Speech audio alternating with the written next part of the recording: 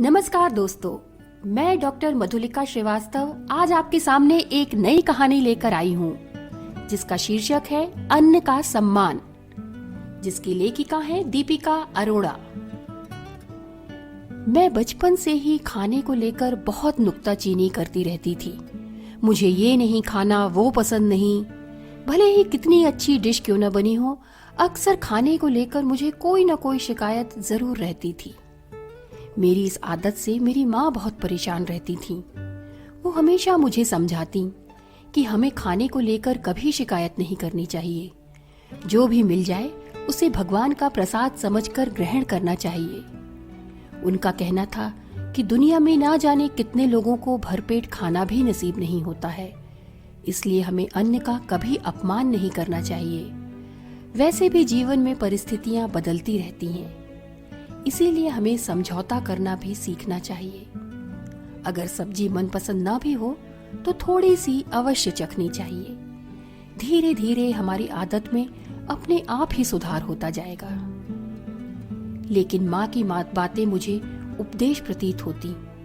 मैं उनकी बातें एक कान से सुनती और दूसरे कान से निकाल देती। स्थानीय कॉलेज में शिक्षा का स्तर अधिक अच्छा नहीं था, इसलिए 10वीं के बाद मुझे शहर के बड़े महाविद्यालय में पढ़ने के लिए जाना पड़ा। वहां मैं हॉस्टल में रहने लगी। हॉस्टल में रहकर भी मुझे खाने को लेकर बहुत दिक्कत होती थी। मेरी पसंद का कुछ बनता तो खा लेती, अन्यथा बिस्किट चिप्स जैसी चीजें खाकर गुजारा करना पड़ता। इससे मैं मानसिक दबाव में आ गई और मेरे स्वास्थ्य पर इसका प्रभाव पड़ने लगा। मैंने सोचा कि मैं हरगिज यहाँ नहीं रहूंगी। पापा आएंगे तो उनको साफ साफ बता दूंगी कि मुझे यहाँ अच्छा खाना नहीं मिलता, इसलिए वापस घर जाना है। हालांकि मैं यह भी जानती थी कि पापा कभी भी मेरी बात नहीं मानेंगे। एक दिन कॉलेज में अवकाश था। मैं उदास मन से बालकनी में आकर खड़ी हो गई। पीछे परिसर में कुछ निर्माण कार्य चल रहा था। गर्मी के दिन थे, इसलिए गर्म हवाएं चल रही थीं। कुछ मजदूर काम में लगे हुए थे। उनमें से एक स्त्री मजदूर भी थी, जिसके साथ एक छोटा बच्चा था। वह बच्चा एक धागे से पॉलिथीन के लिफाफे को बांधकर उसे पतंग की भांति उड़ाने का प्रयास कर रहा था। हवा के कारण लिफाफा थोड़ा ऊपर उठता तो वह खुशी के मारे चिल्लाने लगता। उसे देखकर मेरी उदासी थोड़ी कम हुई।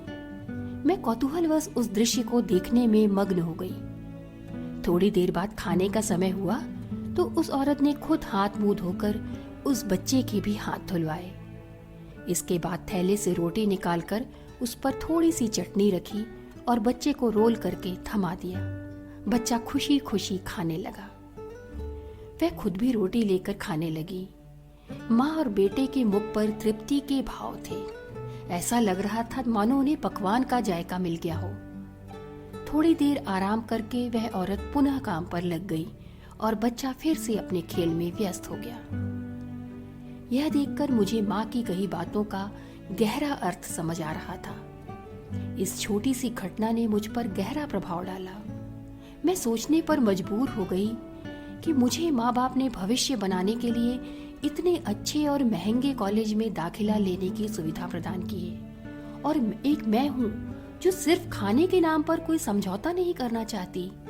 वहीं ये माँ और बेटा कड़ी धूप में रूखी सूखी रोटी और चटनी खाकर भी कितने खुश हैं। उसी समय मैंने खुद से निश्चय किया कि मैं कभी खाने को लेकर कोई शिकायत नहीं करूंगी और अपनी पढ़ाई पूरी करके ही कॉलेज से विदा लूंगी। उस दिन से मैंने अपने आप को बदलना शुरू कर दिया। सब्जी पसंद नहीं भी होती तो थोड़ी ही सही खाती जरूर। धीरे धीरे यह समझौता मेरे स्वभाव का हिस्सा बन गया। आज जो भी मुझे मिल जाता है उसे श्रद्धा भाव से ग्रहण करते हुए ईश्वर के साथ साथ उन माँ बेटे का भी शुक्रिया अदा करना नहीं भूलती, जिन्होंने मेरे जीवन में इस बदलाव को संभव बनाया। मैं कहना चाहती हूँ कि वाकई में इंसान की पहली जरूरत भोजन होता है, इसलिए अन्न का हमेशा सम्मान करना